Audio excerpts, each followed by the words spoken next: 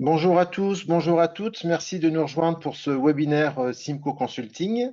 On vous laisse encore quelques petits instants pour le temps que tout le monde puisse se connecter. On commence avec quelques minutes de retard, veuillez nous excuser. On a un petit souci technique, c'est qu'on a des vidéos à vous montrer, mais on n'arrive pas à diffuser le son aujourd'hui. Donc, bon, on vous fera grâce de nos chants ou de nos cantiques pour accompagner les vidéos. Mais en tout cas, on va à coup sûr apprendre pas mal de choses ce matin sur les systèmes d'information dédiés donc à nos activités logistiques. Au sommaire aujourd'hui, donc, pardon, hop, voilà, on est parti. Au sommaire aujourd'hui, donc une intervention donc de Savoie sur donc les systèmes d'information. Savoie qui a sorti une suite Audacio il y a quelques semaines ou quelques mois maintenant. Comme d'habitude, on va vous proposer donc un partage d'expérience. Comme d'habitude, on vous réserve la fin de la session du webinaire pour poser vos questions. Vous avez un chat, posez vos questions au fur et à mesure. N'hésitez pas. On sera là pour ça. Et puis, donc, comme d'habitude, on tient à votre disposition à l'issue du webinaire, à la fois le support donc, de la vidéo et à la fois donc, un enregistrement, un replay de ce webinaire. Et puis, on arrive à une fin de la saison 4 de nos webinaires et on réfléchit à remettre en place donc une nouvelle série, donc une nouvelle saison très prochainement. Si vous avez des thèmes que vous souhaitez soit voir approfondis, qu'on a déjà abordés, soit des nouveaux thèmes, voire développés, n'hésitez pas. Faites-nous part un peu de vos idées. On vous reposera la question aussi à l'issue de ce webinaire. Et puis, donc, sur cette saison, donc, nous avons convié 4 fournisseurs. Est-ce que ça vous a plu? Est-ce que c'est quelque chose que vous souhaitez qu'on puisse renouveler en termes d'opération? N'hésitez pas là aussi à nous faire part de vos ressentis. Je vous disais tout à l'heure, donc on accueille donc une équipe en force. 3 personnes de Savoie nous rejoignent aujourd'hui. Donc Frédéric Bouchet, qui est directeur du développement de Savoie. Frédéric, bonjour, vous êtes là. Bonjour tout le monde. Afaf Bayan, qui donc, est spécialiste WMS. Bonjour Afaf. Bonjour, bonjour à tous. Et puis Jonathan Falcomata, qui lui est plutôt spécialiste côté TMS. Bonjour Jonathan. Bonjour, bonjour tout le monde. Voilà, donc Frédéric, Afaf et Jonathan qui donc développeront la partie donc système d'information WMS, TMS. Je parlais tout à l'heure de la suite Audacio, mais ils seront beaucoup mieux placés que moi pour en parler. En attendant, je propose donc, je pense que vous m'entendez, hein, à travers vous n'avez pas le son de la vidéo, mais vous m'entendez. En attendant, donc, un petit film d'introduction sur Simco avec les différents secteurs d'activité, avec son implantation, donc un bureau à Milan et un bureau donc à Chalon-sur-Saône, et puis donc différents secteurs d'activité. Et on va passer le détail. Vous avez donc cette vidéo est disponible sur le site internet de Simco Consulting. Différents donc, secteurs, très focalisés donc, sur la partie donc, intralogistique, optimisation de nos activités logistiques, à travers donc, un gros pavé d'études de faisabilité qui est la base de toutes nos solutions, de toutes nos études. Cette étude de faisabilité permet donc de comparer différents scénarios. Et puis ensuite, donc, ensemble, on choisit le scénario qu'on va développer et on rentre dans un projet détaillé. Et puis, donc, on peut vous accompagner donc, sur tout ce qui est conduite du projet, sélection donc, des fournisseurs, et puis donc toute la phase mise en œuvre, test, avec un gros pavé qui peut être pris indépendamment également sur la partie simulation de flux, qui permet de valider et d'avoir une garantie, une assurance quelque part sur les solutions qu'on vous préconise. Conduite du changement, formation également, 10% du chiffre d'affaires de Typo aujourd'hui sont donc orientés donc, pour nos clients à de la formation, si bien intralogistique que interne.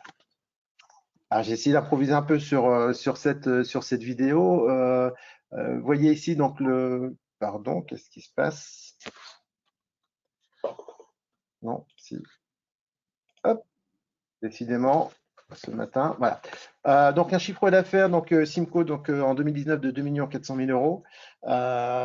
Donc essentiellement orienté donc intralogistique, à peu près 70% du chiffre, 22% sur d'autres projets qui sont liés et qui sont entrés donc à la supply chain, et puis 10% donc sur la partie formation et des activités donc d'intralogistique, manuel automatisé, des supports donc aux appels d'offres logistiques, la configuration de tout ce qui est réseau de distribution, schéma directeur, simulation de flux, j'en parlais tout à l'heure, et puis donc le support également à l'externalisation des transports et de l'entrepôt, et on touche à tous les secteurs, tous les domaines d'activité, agroalimentaire, pharmacie, cosmétique, métallurgie, automobile, tout ce qui est grande distribution, le luxe, l'habillement également, et à la fois donc sur tout ce qui est usine, entrepôt d'usine, à la fois sur tout ce qui est centre de distribution, et puis un accompagnement également de prestataires logistiques pour viser donc l'excellence opérationnelle.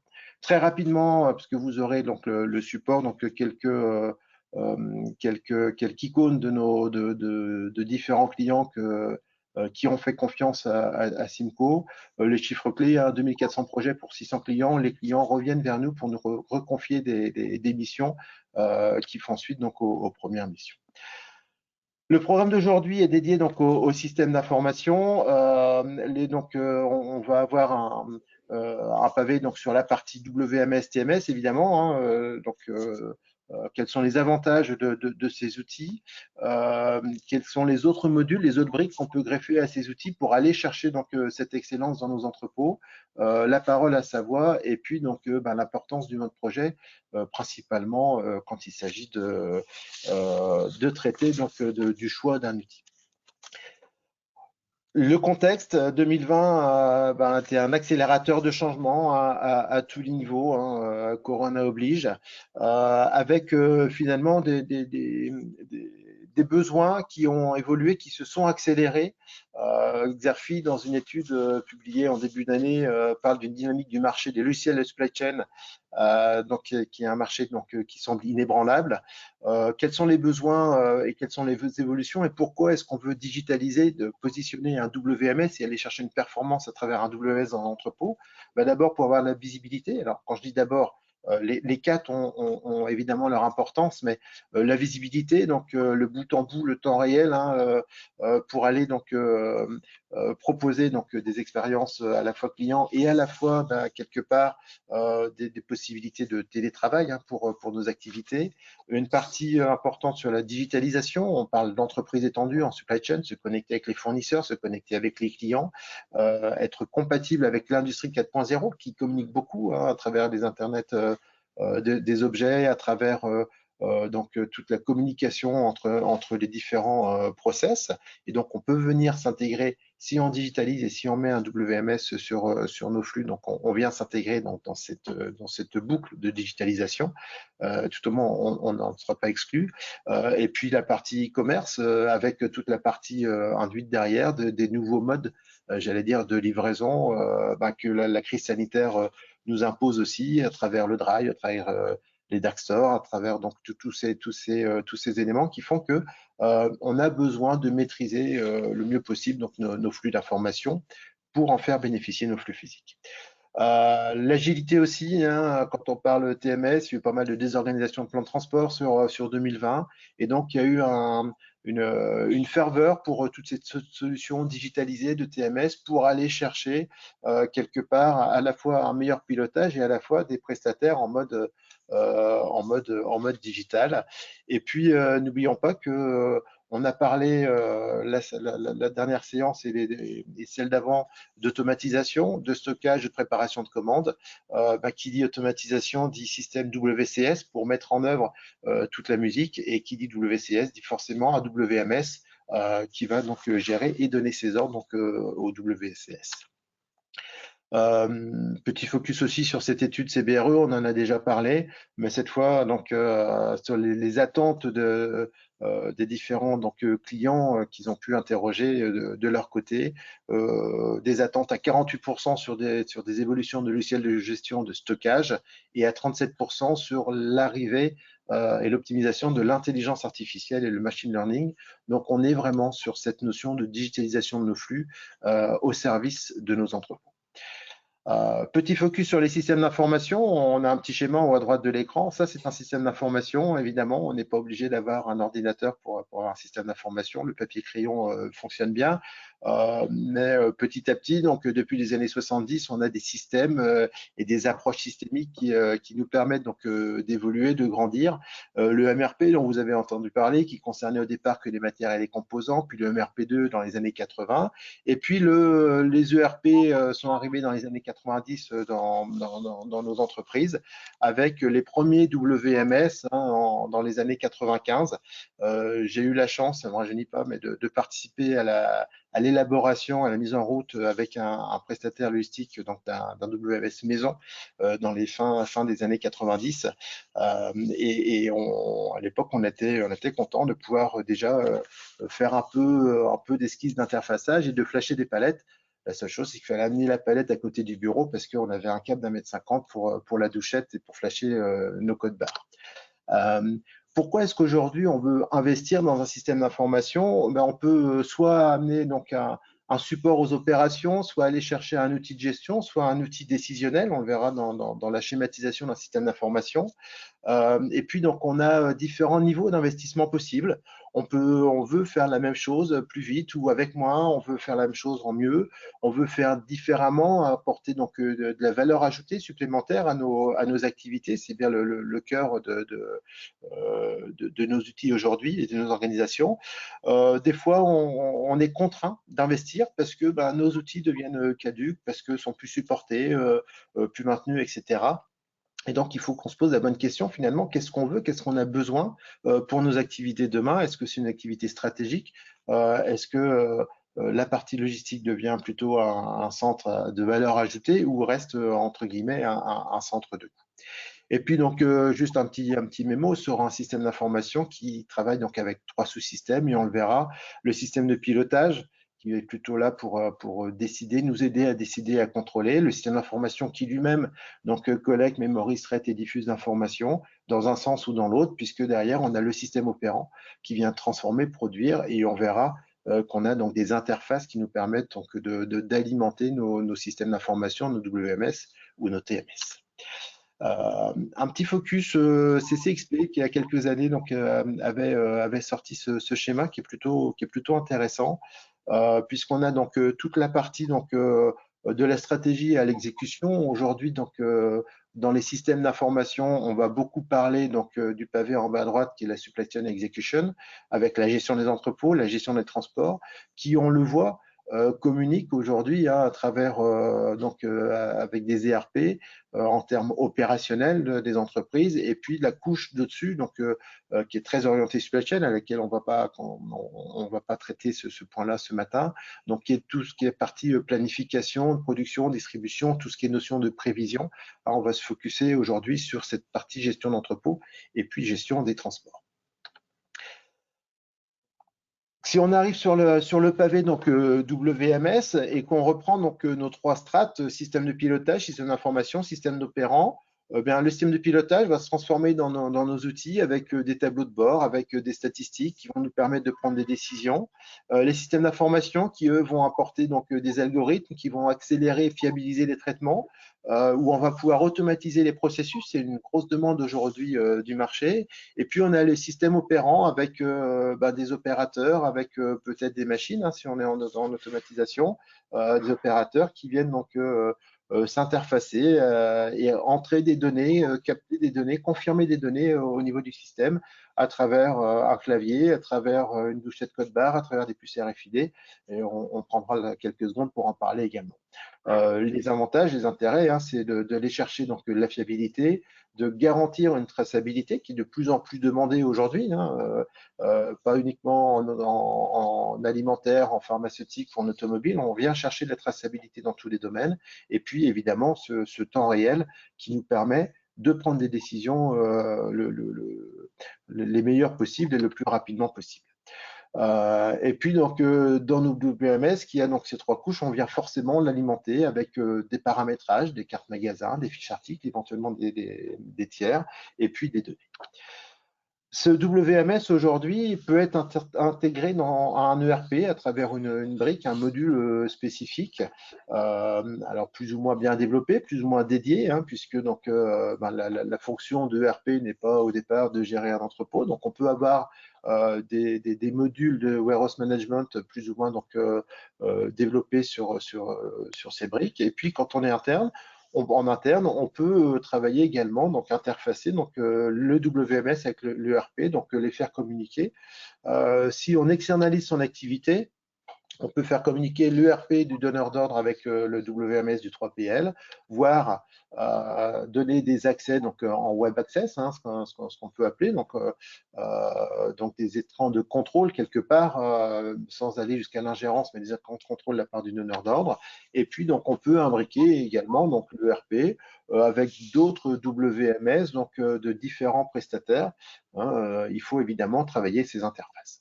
Alors, les interfaces qu'on retrouve en général pour faire communiquer donc, nos outils, c'est évidemment les fiches articles, les fiches de tiers, donc les clients, les fournisseurs, sauf à les transmettre donc avec les flux, j'allais dire, d'annoncés de réception et de commande.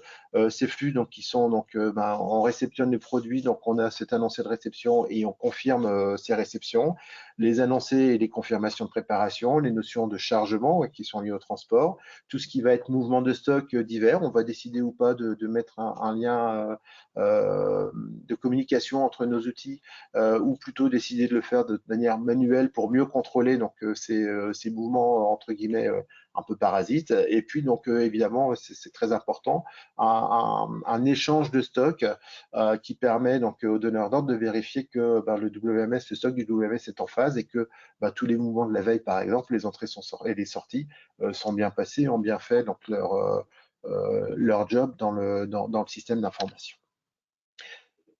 Cet outil de gestion d'entrepôt, donc le WMS, en fait, est vraiment focalisé sur l'optimisation, la gestion donc des emplacements, la gestion des chemins picking, tout ce qui va être gestion FIFO, etc. Contrairement à une gestion administrative donc qui est plutôt réservée à l'ERP, où on va avoir les activités commerciales comptables, la partie prod et autres, mais on va surtout avoir des quantités globales par article.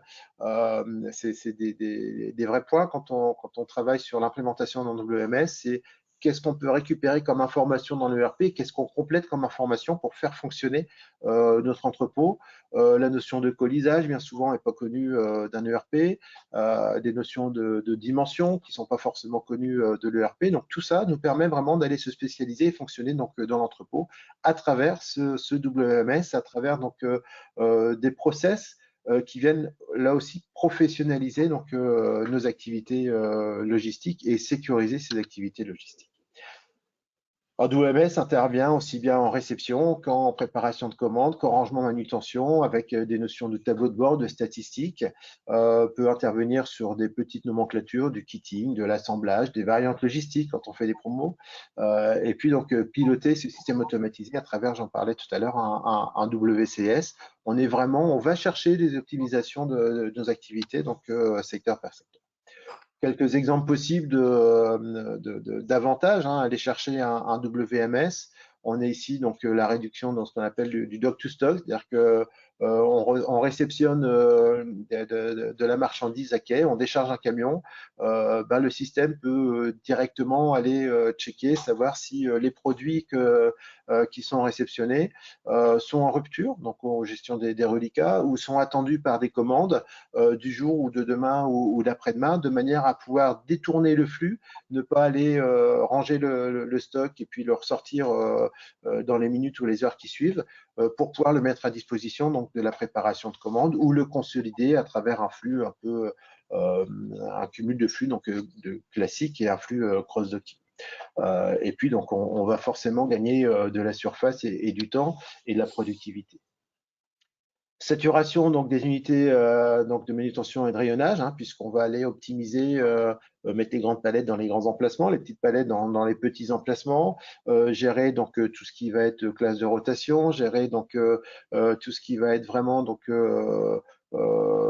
distinction entre différents fournisseurs, gérer donc des palettes multi-références à travers du compactage, etc. Donc tout ça va nous permettre là aussi d'aller densifier un entrepôt, d'aller gagner de la surface d'entreposage, optimiser des surfaces. Autre amélioration possible, c'est évidemment sur la productivité. On va parler donc de chemin picking, d'optimisation donc du rangement à travers à la fois la volumétrie, le poids, tout ce qui est donc affichage, tout ce qui va nous faire gagner du temps finalement, gestion des parts combien, on va en parler aussi dans quelques instants, tout ce qui est pick and pack, c'est-à-dire qu'on vient collecter directement la marchandise, on met directement dans le colis de destination ou au contraire la gestion par vague de préparation. Donc tout ça, c'est des processus, des fonctionnements qui nous sont proposés donc, par les WMS. Une amélioration aussi des master data. Alors c'est peut-être plus inattendu, on va dire comme avantage, hein, mais ça permet là aussi d'aller mieux contrôler une situation physique d'entrepôt, des saturations, des compactages, des rendements volumétriques, optimiser l'espace, planifier des transports. Cette notion de données, elle est capitale aujourd'hui quand on vient digitaliser nos activités, quand on vient faire confiance à une machine pour nous dire comment travailler. Ben, si les données d'entrée de notre système ne sont pas bonnes, bien forcément, il va y avoir des dérives dans le résultat qui va être produit donc par nos outils. Et c'est quelque chose qui prend vraiment de l'importance. Et aujourd'hui, très peu de bases de données sont à jour et fiables, j'allais dire, dans nos activités en général. Je parlais de la notion du par combien. Un système, donc un WMS, va nous permettre de gérer donc différentes couches, différentes strates donc de conditionnement de l'unité consommateur qui en général soit correspond à une unité de vente, soit pas quand il s'agit de piles ici. Donc l'unité de vente, le blister de 4 piles, et puis les notions de par combien, sous par combien, couche palette, qui va permettre aux opérateurs en prélèvement de gagner du temps.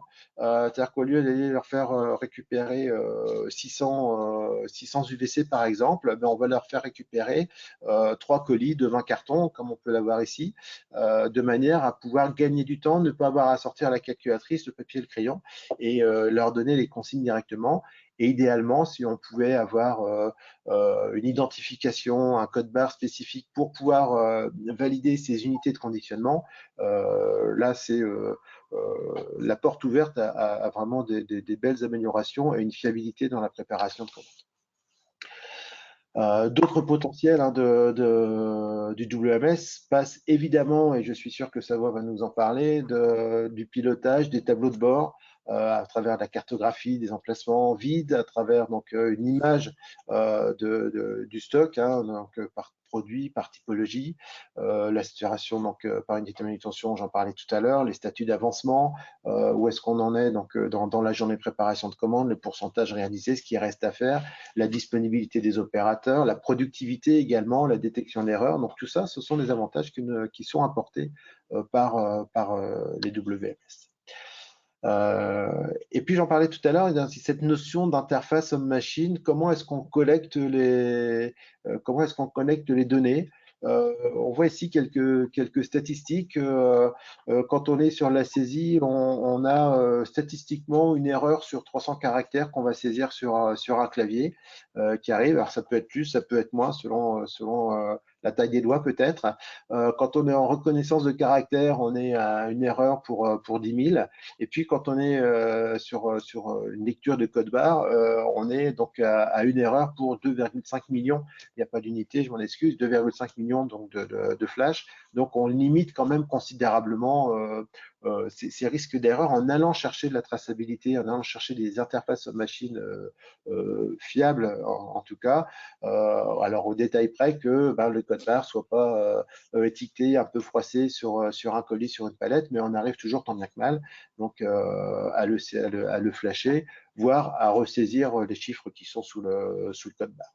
Et puis donc avec donc ces notions de reconnaissance également de conditionnement.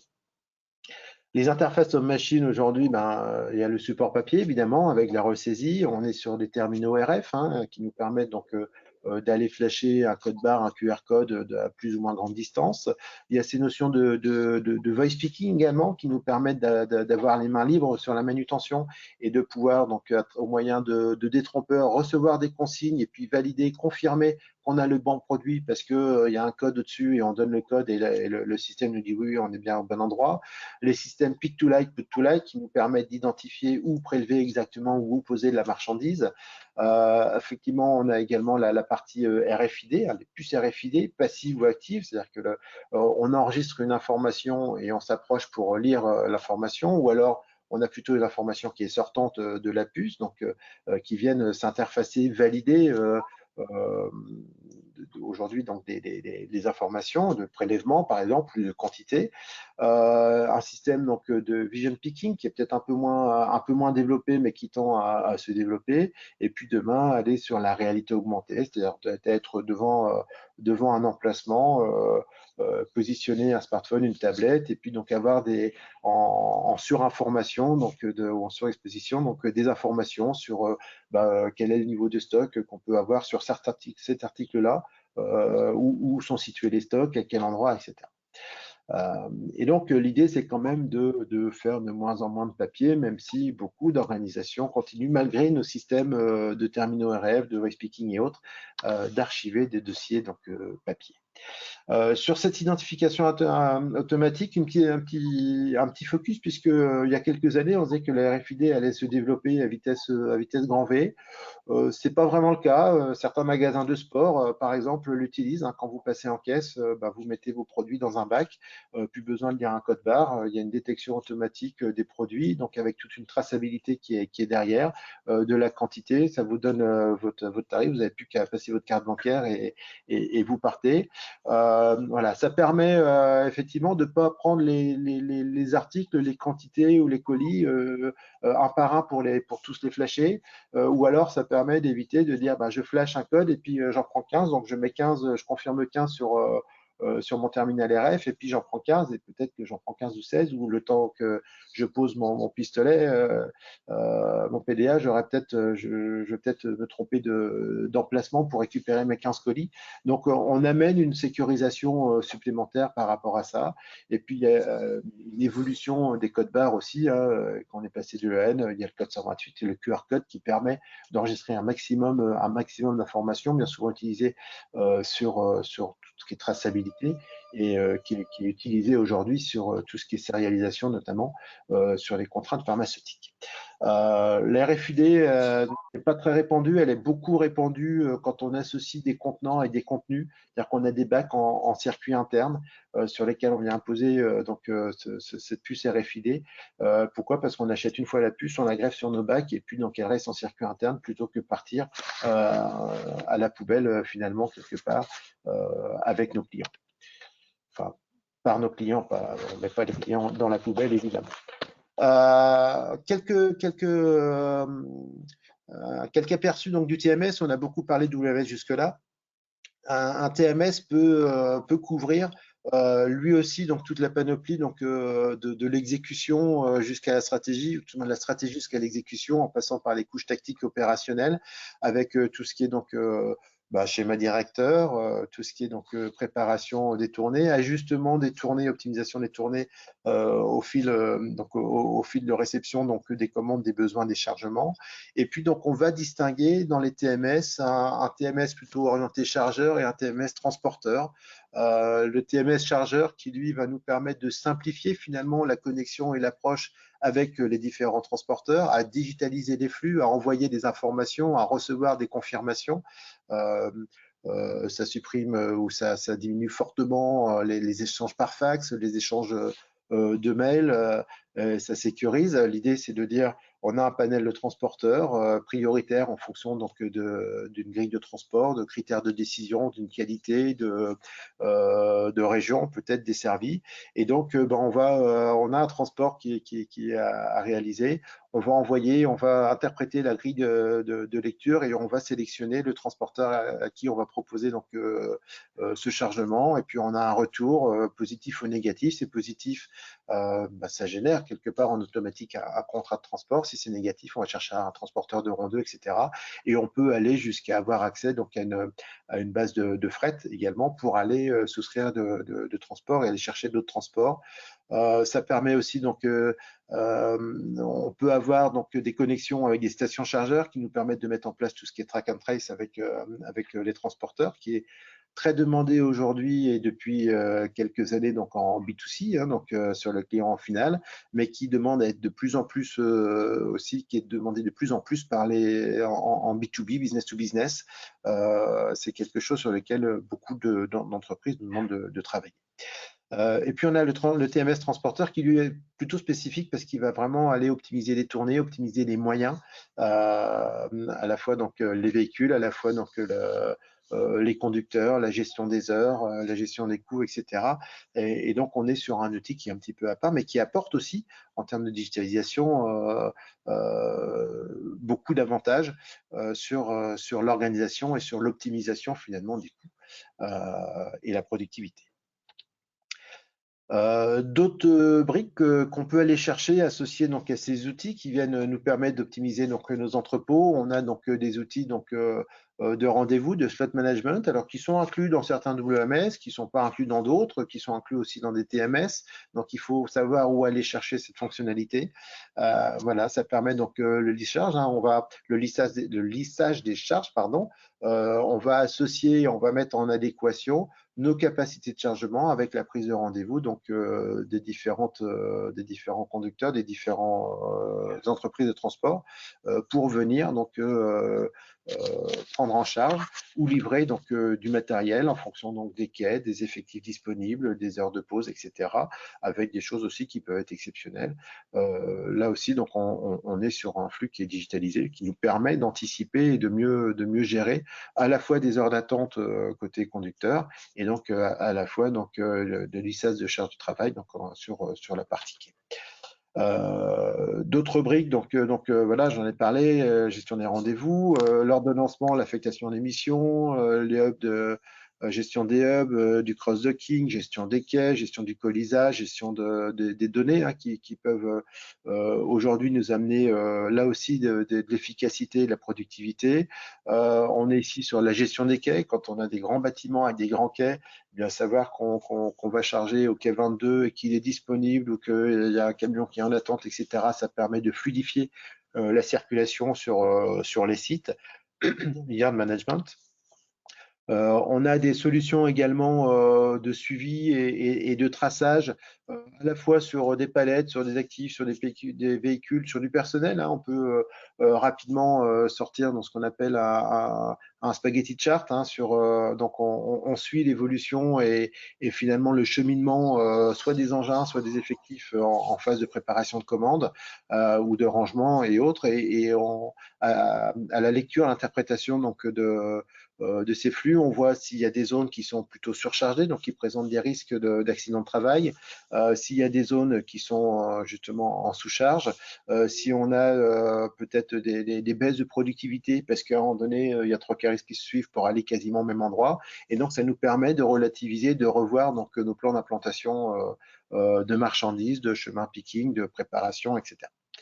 Nous avons des systèmes qui nous permettent également donc d'anticiper, d'améliorer les colisages, hein, d'anticiper donc quand il s'agit soit de constituer des palettes, soit d'aller charger des conteneurs où le moindre centimètre cube vaut de l'or. Mais on a des systèmes qui nous permettent donc d'aller optimiser ça. Et puis donc on a donc toutes ces notions de tableau de bord, de pilotage qui aujourd'hui permettent à un patron d'exploitation de mieux piloter, de réagir plus vite au niveau de l'exploitation. Donc grâce à toutes ces remontées d'informations en temps réel qu'on peut avoir au niveau donc des exploitations. Et puis quelque chose qui arrive de plus en plus, et on en entend parler, le RPA, Robotic Process Automation, donc l'automatisation des processus. C'est que jusqu'à maintenant, et jusqu'à il y a quelques années, on parlait beaucoup d'automatisation des flux, donc on était plutôt sur des flux physiques. Aujourd'hui, on vient parler d'automatisation des flux d'informations. Toutes ces tâches manuelles, répétitives qu'on peut avoir, là où il n'y a pas besoin, j'allais dire, de l'apport de matière grise pour prendre une décision décision à l'instant T, quand bien même on pourrait la traduire à travers donc des notions d'algorithme. Bien toutes ces tâches sont amenées aujourd'hui à être automatisées, robotisées dans nos systèmes, c'est-à-dire qu'on s'attelle à ces optimisations aussi donc de tâches administratives. Ça peut être pour l'affermissement de commandes, ça peut être pour le lancement de préparation en fonction d'horaires, de quais, de carrés disponibles, de poids, de volume, etc. Donc, on peut mettre en place des paramétrages, des scénarios qui permettent d'éviter de répéter toujours la même chose quand on a un portefeuille de commandes qui arrivent et de sélectionner les commandes pour lancer des vagues de préparation. On vient derrière donc gagner un temps fou et finalement ce temps qu'on gagne, on le reconsacre à de la gestion et de la génération de matières grises. Donc c'est quelque chose qui est plutôt intéressant aujourd'hui à réfléchir et on a beaucoup de tâches administratives dans nos entrepôts aujourd'hui. Voilà, j'ai beaucoup parlé, je suis allé très vite parce que comme d'habitude on a un temps limité et je propose donc de laisser la parole donc à Frédéric Bouchet, à Faf Bayan et Jonathan Falcon-Mata qui vont nous présenter est-ce qu'on peut appeler ça une suite WMS TMS donc par sa voix donc et le produit notamment Audacio je crois. Je vous laisse la parole et je vous donne la main. C'est bien le cas, c'est bien le cas. Alors, vous avez dit et présenté beaucoup de choses qu'on retrouve naturellement dans nos suites logicielles. Du coup, je vais juste attendre qu'on ait la présentation. Normalement. On doit avoir la main. Voilà. Ah, il y en a deux, les deux écrans. Enfin, on a deux écrans. On a ton fond d'écran à toi et. Okay.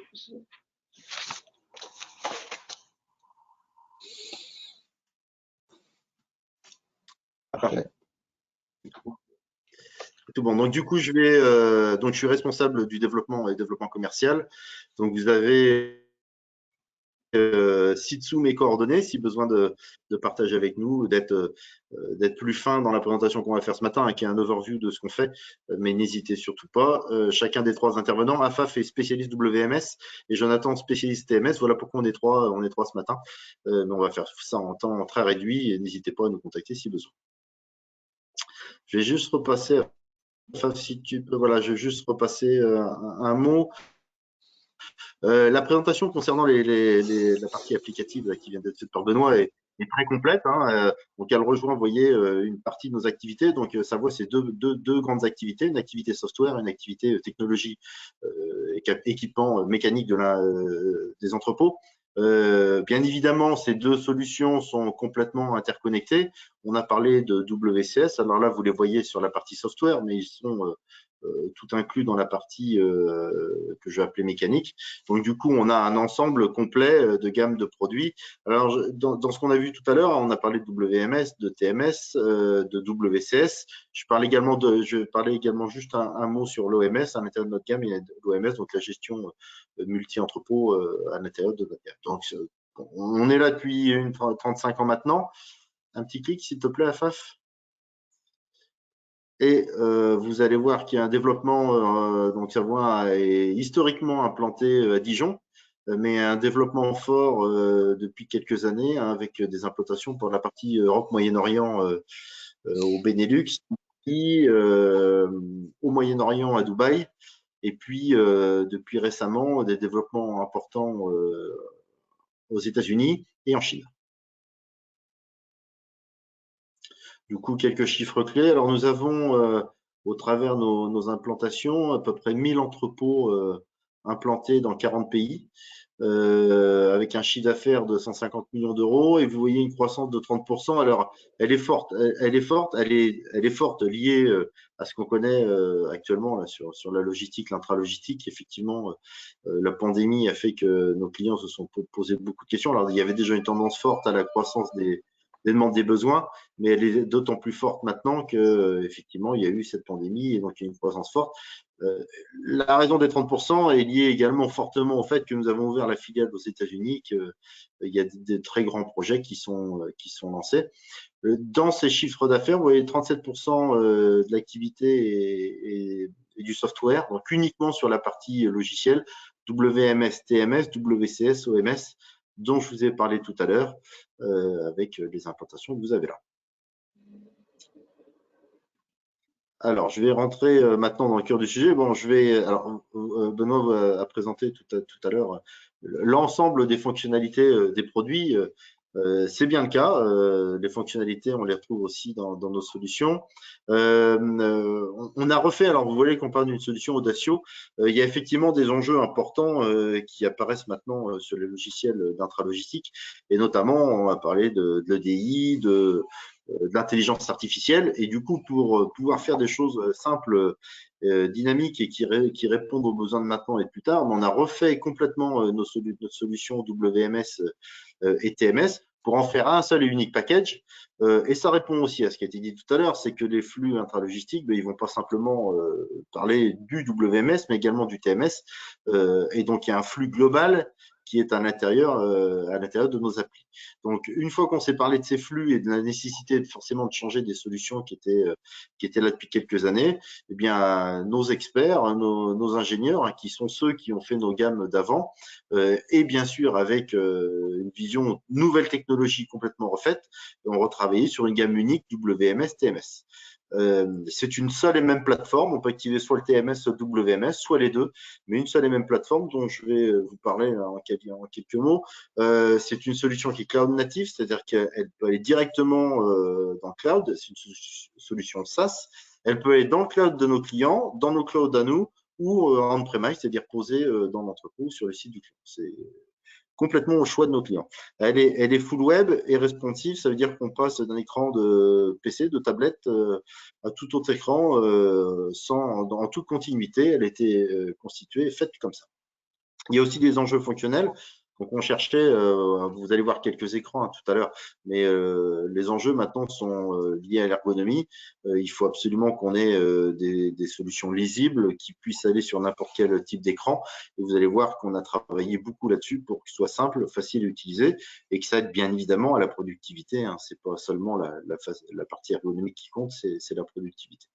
On laisse de plus en plus de place à l'utilisateur pour des paramétrages. On va proposer un certain nombre de processus métiers à l'intérieur de nos applis et puis l'utilisateur va pouvoir les utiliser, les modifier, bien évidemment sous contrôle d'un super utilisateur, mais c'est tout à fait possible.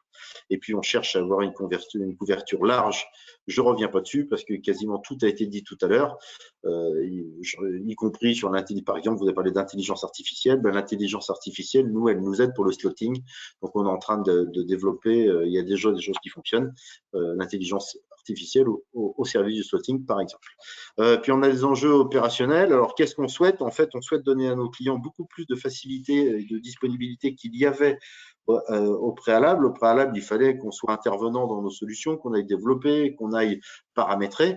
Là, la volonté est de standardiser au maximum nos solutions et puis de donner la main à nos clients sur deux choses, soit dans le choix de processus qui sont mis à disposition et qui peuvent être utilisés par le client dans un entrepôt, dans plusieurs entrepôts. Et deuxième solution, on peut même lui laisser la main dans ce qu'on appelle un studio qui permet d'aller plus loin et de faire quasi du développement à l'intérieur de l'appli. Et ça, on le laisse dès lors que notre client a, lui, les capacités internes pour faire.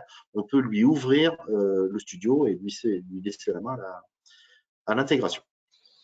Voilà pour un overview rapide de la solution telle qu'elle est. C'est bon, Afaf, pour moi? Oui, donc merci pour ces éléments de contexte. Pour ma part, je vais rentrer un peu plus dans le détail pour illustrer en fait ces différents éléments de contexte partagés par Frédéric. Ouais, alors d'abord, on a des atouts vraiment métiers sur la solution qui vont d'abord se traduire par l'ergonomie. Comme vous pouvez le voir sur cette capture d'écran, on est vraiment sur une ergonomie très moderne qu'on peut se trouver parfaitement dans tout genre d'applis qui sont dans l'air du temps. Donc on voit qu'il y a des codes couleurs qui permettent vraiment de se repérer assez facilement à l'utilisateur. Et ce qui est intéressant aussi, c'est qu'on est sur des courbes d'apprentissage qui sont assez assez courte pour que l'utilisateur s'approprie vraiment la solution assez vite, surtout dans un contexte où faut aller vite, faut vite retrouver ces informations. Donc notre ergonomie est là pour le permettre. Et comme vous pouvez le voir ici, donc on a sur cette capture d'écran d'Audacio, on est sur l'écran principal en fait qui est un dashboard. Donc c'est très intéressant pour l'utilisateur. Donc dès qu'il va se connecter, il va avoir accès à tout un ensemble d'informations qu'il peut, en plus de ça, personnaliser. Donc, il a tout un ensemble de widgets donc, qui sont des KPI, en fait, qu'il peut vraiment personnaliser en fonction de ses besoins. Donc, on est sur une application aussi qui est multi-donneur d'ordre. Vous pouvez gérer parfaitement plusieurs sociétés au sein d'une seule et même application, plusieurs sites, donc gérer plusieurs entrepôts logistiques sous la même application et différentes langues, donc nativement français et anglais, et on peut très facilement intégrer des nouvelles langues. Aussi, par rapport au paramétrage, on est sur un paramétrage beaucoup plus puissant que ce qu'on pouvait avoir dans le passé via ce qu'on appelle donc l'éditeur de règles. Pourquoi ce paramétrage est beaucoup plus puissant? C'est qu'on va vraiment très très loin du fait que selon la valeur de la donnée, on va pouvoir conditionner des process, personnaliser des process et sans verre de développement. Et c'est ça qui est vraiment intéressant, c'est de donner la main à nos clients pour qu'ils puissent personnaliser leur process tout en étant autonomes, bien entendu. Donc, c'est une solution aussi qui est très évolutive dans le sens d'abord qu'on peut activer à la carte différents modules. Donc, comme l'a mentionné Frédéric, ça peut être activé un module TMS par la suite, ça peut être activé aussi des modules de slotting ou les désactiver aussi. L'idée étant que les besoins de nos clients sont en perpétuelle évolution et il faut leur laisser la possibilité de faire évoluer la solution pour les accompagner dans leurs besoins. Et en fait, donc, on a une modularité WMS, TMS. Donc, comme cité précédemment, au sein de la même application, on va avoir à la fois le WMS et le TMS, ce qui est intéressant en fait pour vraiment avoir une continuité dans le métier, avoir toutes les données au sein de la même application. C'est quand même un vrai confort pour l'utilisateur pour pas se perdre entre différents produits, différentes solutions. Donc, Jonathan détaillera par la suite le contenu de notre solution TMS. Pour continuer, donc il y a des atouts aussi techniques, comme l'a mentionné Frédéric, on a revu vraiment notre framework technique, on a revu pas mal de choses d'un point de vue technique. Donc on est sur une solution qui est full web et qui se base sur les dernières technologies, donc le CSS3, l'Angular et l'HTML5. Le framework, il est aussi modulaire. Donc là aussi, c'est quand même une nouvelle façon de développer l'application, car en fait, on a à disposition une librairie de composants qui est très riche et qui permet, dès qu'on veut développer un nouveau process, de ne pas partir de zéro, mais d'utiliser en fait tous ces composants qu'on a dans les librairies pour développer plus vite et de façon beaucoup plus fiable. En termes de base de données, on laisse le choix à nos clients s'ils souhaitent être en Oracle, Postgre ou MySQL. Donc, c'est un choix du client. Notre application, elle bénéficie donc du cloud native, de tous les avantages du cloud, et elle est disponible aussi bien en SaaS qu'en licence. Pour terminer sur ce focus WMS, ici, vous avez la couverture fonctionnelle de notre WMS. Donc, comme vous pouvez le voir, ça va de la réception jusqu'à l'expédition en incluant donc un dashboard qui est intégré à la solution. Donc, sur la partie réception, on retrouve donc des fonctionnalités classiques, mais aussi des fonctionnalités un peu plus recherchées. Donc, sur la traçabilité, on gère vraiment un nombre important d'éléments de traçabilité, donc aussi bien de la DLV, de la DLUO, des numéros de série, mais aussi des éléments de traçabilité qui peuvent être propres à votre secteur d'activité. On a un module aussi de prise de litige aussi, et qui permet donc la prise de photos pour garder vraiment des éléments de contexte pour suivre un litige. Une fonctionnalité de cross-doc qui permet donc de visualiser et de voir si le point de rendez-vous entre ce qui arrive en réception et en expédition, si tout arrive à temps. Et enfin, un split en réception pour stocker soit directement en picking ou bien en stockage. Donc sur la partie stockage aussi, on a des règles de rangement qui vont vraiment vous permettre de voir quelle est la meilleure façon, quelle est la meilleure stratégie en fait pour ranger vos marchandises au sein de l'entrepôt, bien entendu en tenant compte de nombreux facteurs, donc des familles logistiques, les statuts de stock et les rotations articles et tout un ensemble en fait de paramètres qui, grâce aux règles métiers, vous permettent vraiment d'affiner votre stratégie de rangement. Des règles aussi pour le réapprovisionnement, la gestion des écarts de stock, des statuts, des inventaires. Pour ce qui est de la préparation, donc on retrouve le module historique de Savoie lié au précolisage qui est assez puissant pour vous permettre de réduire le nombre de colis, d'optimiser le vide dans vos colis. Donc c'est un module qui est assez intéressant pour nos clients. On retrouve aussi des campagnes de lancement qui permettent de vraiment ordonnancer et de visualiser la charge par rapport au portefeuille de commandes présent à l'instant T dans le système.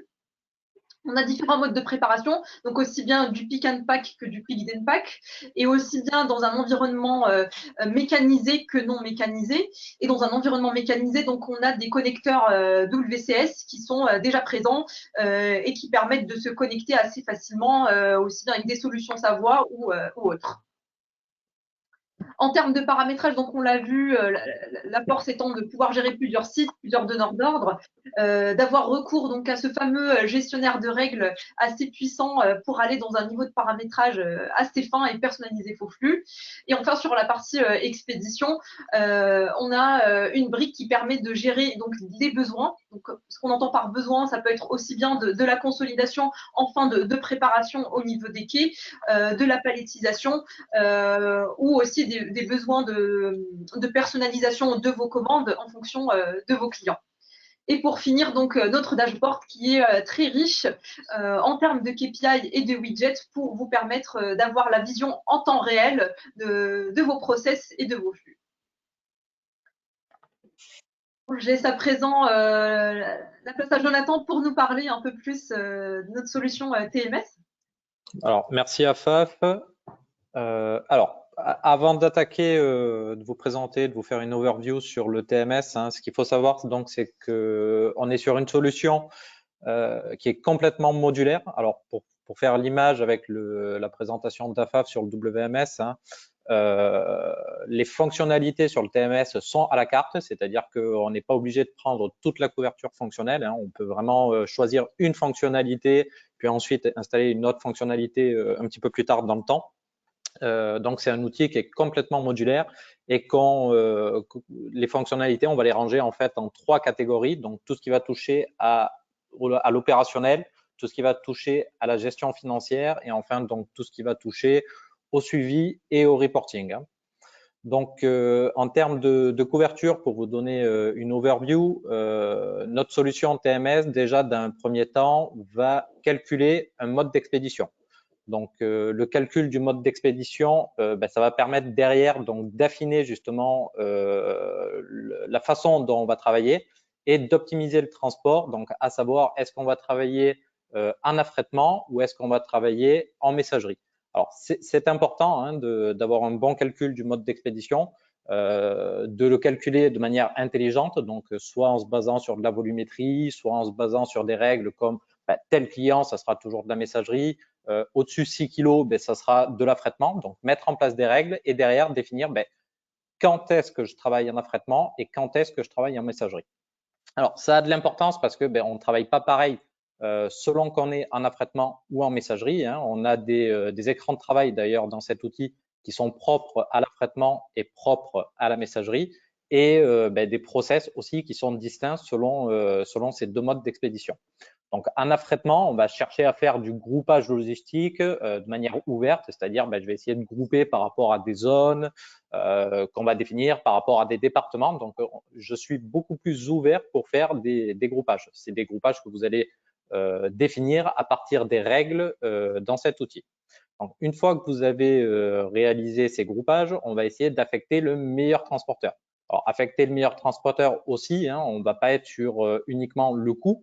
On va intégrer plusieurs critères. Donc, il y aura la notion de coût, il y aura la notion de qualité. de délai, mais également de quota. C'est-à-dire que quand je vais chercher à affecter le meilleur transporteur, je vais prendre en compte ces 4 critères: coût, qualité, délai, quota. J'ai un planning transport. Planning transport, c'est un petit peu la tour de contrôle de la solution. L'idée, c'est de voir en fait tous les groupages qui ont été réalisés par l'algorithme du TMS, voir toutes les commandes qui pourraient être groupées, toutes les affectations transporteurs qui ont été réalisées, les coûts, etc. Donc, c'est vraiment la tour de contrôle, le pilotage de toutes les opérations de transport qui se passent dans le TMS. Et enfin, donc, un workflow d'acceptation-refus. Alors, Benoît, vous le disiez tout à l'heure, l'importance aujourd'hui, c'est justement de digitaliser les processus. Et au travers donc notre outil de TMS, on met à disposition une plateforme collaborative sur laquelle on va donner un accès aux clients ou aux transporteurs. Et l'idée, justement, c'est de digitaliser toutes les confirmations de transport, que tout soit réalisé au travers du TMS. Donc, d'éviter les fax, les mails, d'éviter les coups de téléphone.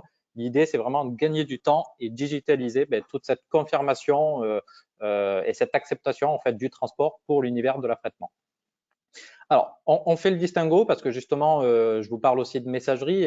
Donc, notre outil va gérer la messagerie, mais en messagerie, on va être beaucoup plus restreint sur justement notre possibilité de grouper, c'est-à-dire que je vais grouper par rapport à un même client pour une même date de départ. Donc, je fais ce qu'on appelle du groupage tarifaire. L'idée, c'est d'aller chercher dans une tranche de la grille tarifaire le transporteur qui soit le plus intéressant pour payer le coût de mon transport le moins cher possible.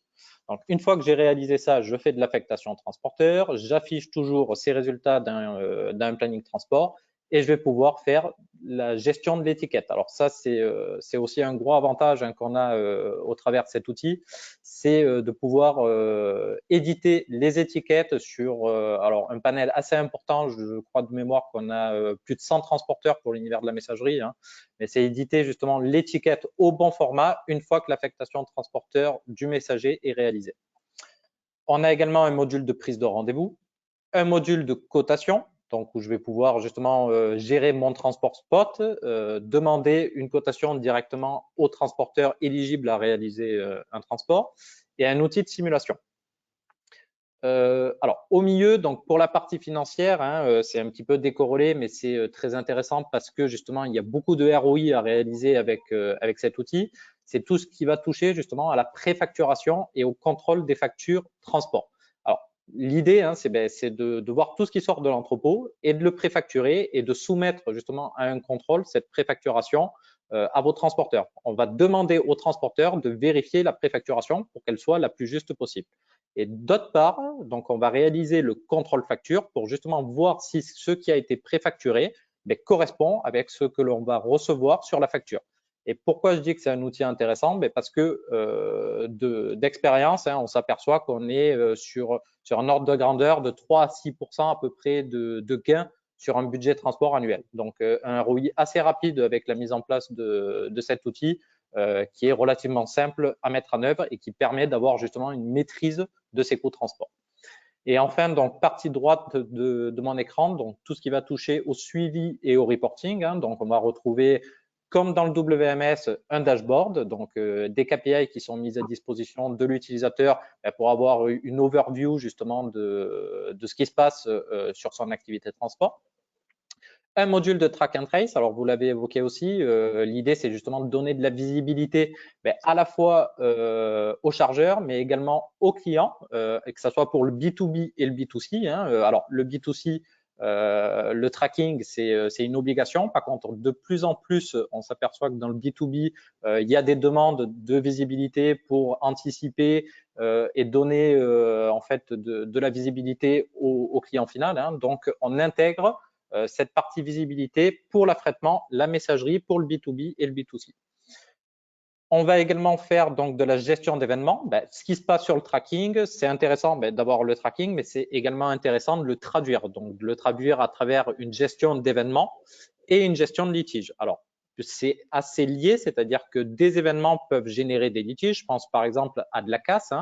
Vous avez de la casse lors d'un transport. On va générer grâce au track and trace un événement de casse et on va créer un dossier litige pour gérer cette casse. L'idée derrière, c'est quoi? C'est que quand vos assurances vous appellent 6 mois après, que vous n'ayez pas à chercher la paperasse, tous les documents liés à cette casse, vous avez tout digitalisé et centralisé dans le TMS. Donc vraiment, c'est centraliser l'information liée au transport et digitaliser le plus que possible toutes les opérations qui sont liées au transport. Bon, écoutez, voilà ce qu'on voulait vous dire. J'attends, on pourra, si vous le souhaitez, on tient l'horaire. Je vois l'horaire avancer, désolé de te couper. Voilà, on est à votre disposition. Pour ceux qui nous écoutent, vous avez nos coordonnées pour aller plus loin dans les présentations, mais on fait en sorte de tenir l'horaire. Benoît, il n'y avait plus qu'un slide, visiblement, c'est ça? Il en restait deux, mais je l'ai arrêté rapidement pour tenir l'horaire. Je vois que on a atteint l'horaire, donc voilà. Excuse-moi, Jonathan. Bon, alors en tout cas, vous êtes à disposition. Et puis, ça va nous laisser un petit peu de temps parce qu'il y a pas mal de questions qui sont en train de tomber. Alors moi, je voulais juste quand même apporter un petit peu un petit complément. Donc, parce qu'on est sur des sujets qui sont quand même engageants pour les entreprises. WMS, TMS, et donc c'est des projets qu'il faut oui, c'est des projets, c'est le cas de dire qu'il faut entamer en mode projet. Voilà, c'est une palissade, mais parce qu'on est souvent dans des projets qui sont complexes, qu'il faut aller prendre du recul par rapport à une activité, se poser la question, et on verra dans quelques secondes comment on l'aborde. Aujourd'hui, à peu près 40% des entreprises confient leurs projets de ce type donc à un cabinet conseil. D'autres le font en interne, à peu près autant. Et puis, c'est une quinzaine de pourcents qui confient directement leurs projets à un fournisseur. L'occasion ici de préciser que Savoie est invité donc à ce webinaire. Aucun lien ni commercial, ni rétrocession, ni financier, ni quoi que ce soit n'a lieu, n'est en place entre Simco Consulting et Savoie. Vous nous confiez un projet, on va en toute transparence et en toute indépendance des fournisseurs d'abord analyser le besoin et puis ensuite aller vous proposer donc de mener rédaction cahier des charges, appel d'offres, etc. pour aller sélectionner le bon fournisseur. Et Savoie est un compétiteur, est un fournisseur au même titre que d'autres, et vous êtes nombreux sur le marché. Les systèmes d'information, alors pareil, je vais aller très très vite et je vais abréger. Vous aurez dans la présentation évidemment donc c'est une petite synthèse de tous ces avantages, et puis un petit point d'exclamation de attention. Voilà, n'allons pas trop vite dans le projet, c'est quand même encore une fois un projet très engageant. Voilà, il peut y avoir un démarrage long, difficile. L'idée c'est de pas oublier des fonctionnalités. L'idée c'est de pas zapper des points qui sont importants et qui pourraient vous faire très mal dans vos activités, voire faire marche arrière dans votre organisation. Hein, il y a un projet à gérer. Et puis donc quand on gère ce projet, eh bien on analyse d'abord vos processus actuels. Voilà, qu'est-ce que vous avez, qu'est-ce que vous faites, qu'est-ce que vous avez besoin, quelle est votre stratégie, où est-ce que vous voulez aller. Et puis ensuite, on va regarder ce que ça fait les WMS, et à un moment donné, il va falloir, il y a une partie qui est commune, tout va bien, et puis il y a les processus actuels qui sont pas repris dans l'outil, puis il y a des fonctionnalités que vous n'utilisez pas aujourd'hui, vous n'avez pas l'habitude d'utiliser, et ce serait dommage de passer donc à côté de leur exploitation. Et donc il faut apprendre à transformer ou se passer donc des processus qui sont pas repris dans l'outil qui aura été sélectionné, mais c'est plutôt pour vous emmener faire grandir vers le haut. Il faut s'adapter dans le fonctionnement, parce que quand on quitte un outil ou quand on part de zéro et qu'on prend un outil, il faut s'adapter dans nos processus. Et puis donc il faut aller chercher, tirer profit donc de vos investissements, innover dans le futur WMS. Et donc nous tenons à votre disposition à travers donc un processus que vous connaissez bien maintenant avec nos webinaires d'analyse, d'études, de propositions donc de scénarios pour aller vous aider à chercher la meilleure solution, et pourquoi pas vous aider à la mettre en œuvre derrière. Voilà, je passe très très vite encore une fois. Je vous propose de passer aux questions-réponses. N'oubliez pas, aidez-nous à identifier les prochains thèmes que vous souhaitez voir abordés donc, à l'occasion donc, des différents webinaires. On est sur des créneaux, agir aussi ou répondre sur sur ce créneau, puisqu'on se donne 1 heure. Il y a beaucoup de webinaires, on est tous très pris, on est très digital. On s'accorde 1 heure en général sur ces temps de webinaire. Peut-être qu'1 heure et demie serait mieux, peut-être qu'une demi-heure, mais on parlerait encore plus vite, donc je suis pas sûr, suffirait. Est-ce qu'encore une fois, on continue d'inviter des fournisseurs, des éditeurs de solutions ou pas? À vous de nous dire finalement, n'hésitez pas à nous solliciter pour ça. Et puis donc, je vous propose, allez, je passe la partie publicité, et puis donc j'arrive directement donc au stade avec nos coordonnées, et puis donc à passer à vos questions-réponses. Alors, j'ai une première. Alors déjà, merci, merci Frédéric, Afaf et Jonathan donc d'avoir joué le jeu. Le temps est un peu restreint, mais vous avez fait bonne figure entre guillemets dans ce temps imparti. Alors la première question, peut-on avoir la présentation après le webinaire? Oui, bien sûr. Vous aurez le lien pour télécharger à la fois la présentation, à la fois donc revoir le webinaire si nécessaire en replay.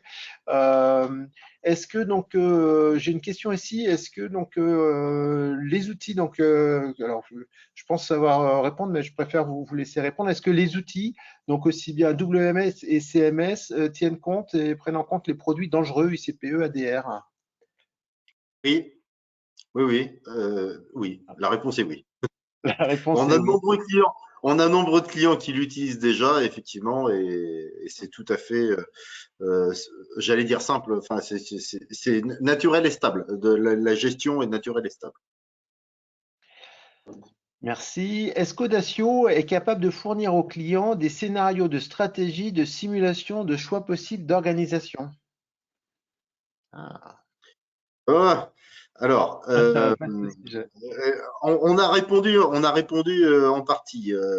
Ça sous-entend qu'effectivement, il y a derrière ça, comment est-ce que je vais m'organiser, quel scénario je vais prendre, quelle va être ma stratégie. Alors, il y a plusieurs choses, on y répond de plusieurs façons.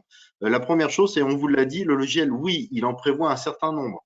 On peut donner même la main à nos clients pour faire en sorte que lui-même puisse jouer ces scénarios. Néanmoins, ça c'est que la phase de la réalité du fonctionnement de l'appli. On a 2 phases. On a une phase d'échange avec nos équipes avant-vente spécialisées, dont AFAF fait partie, qui est là pour aider, orienter nos futurs clients ou prospects vers les types de solutions possibles. Et on a une autre équipe, j'allais dire là, pointue et dédiée à ça, qui fait exclusivement de l'expertise et qui peut, en connaissant nos logiciels ou d'autres, aider nos clients ou prospects dans un choix soit à l'intérieur de l'entrepôt, soit global dans la stratégie de logistique ou d'intralogistique. Donc voilà, plusieurs briques et la réponse est oui, mais de plusieurs façons. Et n'oubliez pas que nous disposons aussi de 2 outils de simulation de flux qui peuvent très bien venir en complément donc des informations et des différentes analyses des outils et des différents éditeurs. Une autre question qui va concerner donc un besoin d'explication sur le pick and pack et le pick and pack. Je pense que c'est pour AFAF. Oui, alors pour nous, donc le pick and pack et le pick and pack, c'est déjà en fait être en mode tournée avec un chariot. Donc le système contient un algorithme qui vient vraiment optimiser le chemin de parcours de l'opérateur pour pas qu'il ait à se balader entre des emplacements qui sont à différents endroits. Donc le pick and pack, c'est j'ai un chariot où j'ai déjà mes cartons qui sont à dispo, donc je prélève puis j'emballe directement. Et le pick and pack, c'est je prélève dans un deuxième temps, puis je m'oriente vers une station d'emballage et le système me guide vers le meilleur emballage pour emballer dans un second temps. Merci. Je pense que c'est toujours pour vous, Afaf. Qu'est-ce que un rapport BI? C'est le dernier slide sur la présentation de WMS, visiblement. Oui, alors du coup, dans notre solution, comme vous l'avez vu, il y a vraiment tout ce qui est suivi temps réel avec le dashboard et il y a la partie BI. Et la partie BI, c'est vraiment avoir des reportings qui sont beaucoup plus poussés, qui regroupent des données qui viennent de l'archivage ou de la production pour voilà, analyser ces données, voir où est-ce qu'on peut s'améliorer. Donc, c'est vraiment du reporting a posteriori. Merci. Des questions qui vont concerner le transport cette fois. Est-ce que l'étiquette transporteur du TMS peut être customisée avec des informations clients, des informations supplémentaires? Alors, nous, on va fournir l'étiquette au bon format. Comme je disais, on travaille avec plus de 100 transporteurs référencés. Après, on a également un outil qui permet donc de designer l'étiquette, hein, qui est très simple à mettre en œuvre, qui permet soit de rajouter un logo, soit une adresse, soit pour les fêtes de fin d'année, rajouter justement un message explicite. Donc, oui, on a la possibilité de faire cela. Alors, toujours, alors TMS ou transport, quelle possibilité pour les livraisons du dernier kilomètre? Alors, c'est une question très large, hein, parce que le dernier Ouais. kilomètre, c'est quand même très large. Nous, comment je pourrais y répondre, c'est justement sur peut-être avec l'aspect traçabilité. On est capable en fait de fournir différents niveaux pour la traçabilité, donc de la traçabilité relativement simple, hein, mais également à travers de l'IoT, du temps réel, avoir une visibilité complète de son expédition. Et aujourd'hui, le temps réel permet d'avoir une maîtrise sur le dernier kilomètre, hein. Le dernier kilomètre, c'est ce qui coûte le plus cher, c'est ce qui est le moins maîtrisé et pourtant c'est ce qui coûte le plus cher. Donc la maîtrise, on la fournit à travers des solutions d'informatique embarquée, des solutions IoT qui vont permettre de suivre l'expédition sur le dernier kilomètre et éventuellement d'anticiper des retards, des contraintes qui apparaîtraient à ce moment-là. Une autre question tout aussi difficile à mon avis à traiter en quelques secondes. Avez-vous des exemples de projets sur la logistique rurale? Sachant qu'on aborde aujourd'hui plutôt la partie système d'information, hein, encore une fois, et pas organisation logistique ou transport. Alors, oui, c'est assez large. C'est assez large. On est à votre disposition pour y répondre plus précisément. Est-ce que vous parlez d'organisation? Est-ce qu'on parle d'application? En termes d'organisation, je vous ai répondu. En termes d'application, oui, l'application, elle est très élastique. Hein, elle est très élastique pour tout type de métier. Alors, on l'a pas étendu là ce matin et on peut présenter ça, mais sur à peu près 1000 types d'entrepôts dans le monde, on touche à peu près tout ce que l'on veut. Donc, si j'ai mal répondu, vous avez mes coordonnées et j'y répondrai plus précisément. Moi, j'ai les coordonnées également de la personne qui a posé les questions. Je me permettrai de vous appeler peut-être dans l'après-midi ou d'ici la fin de la semaine. Tout à fait, tout à fait. Alors, il nous reste encore deux questions. Bonjour, avez-vous des partenariats avec certains ERP et le WMS peut-il communiquer avec tous les ERP? La réponse est alors de partenariat, non. La logique n'est pas avoir un lien spécifique avec un ERP. En revanche, on l'a dit tout à l'heure, hein, cet outil qu'on a refait de A à Z avait aussi pour objectif d'avoir une capacité extrêmement forte à se connecter, à s'interconnecter avec tout l'environnement applicatif, donc qu'il soit ERP et qu'il soit autre. Hein. On parlait de dernier kilomètre tout à l'heure. Vous pourriez même faire du tracking très précis dans le TMS. On a même des partenariats et des liens possibles avec nos applis. Donc, non, pas particulièrement. Par contre, vous doutez bien que sur notre nombre de clients, on a à peu près tout ce qui convient comme connexion possible. Et si jamais elles n'existaient pas, l'outil est nativement fait pour les développer. Après, juste un point de précision, on commercialise un EAI qui possède des connecteurs natifs justement avec les ERP les plus connus du marché pour simplifier l'intégration de notre solution WMS ou TMS, hein, et pour justement pas éviter d'avoir des soucis au niveau interface. Donc, cette EAI s'appelle LM Connect.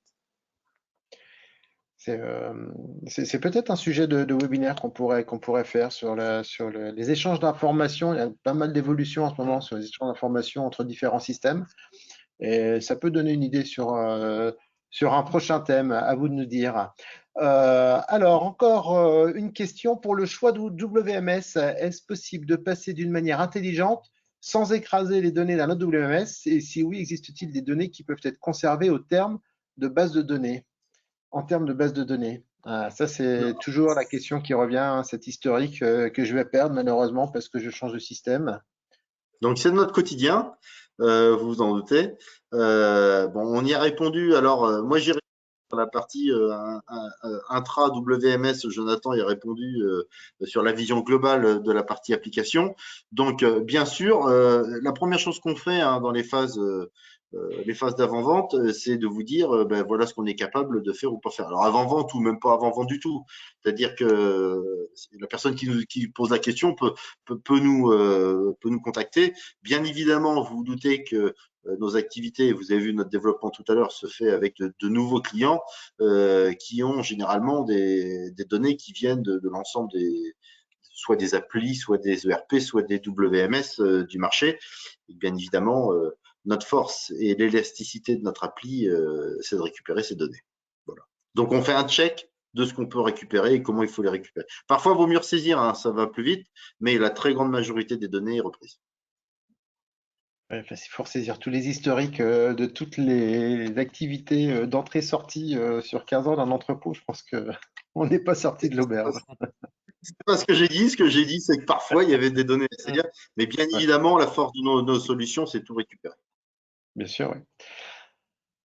Eh bien, on arrive à la dernière question. Il me reste à vous remercier, à Faf, Jonathan et Frédéric pour votre participation, pour avoir joué le jeu finalement de présenter votre solution en un temps réduit.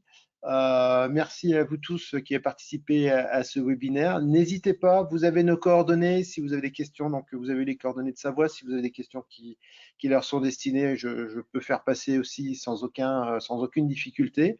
N'hésitez pas à nous solliciter pour des nouvelles thématiques à aborder dans le cadre de nos prochaines sessions. Merci encore, à très bientôt, bon appétit et merci à vous. Au revoir. Et au revoir. Merci. Au revoir.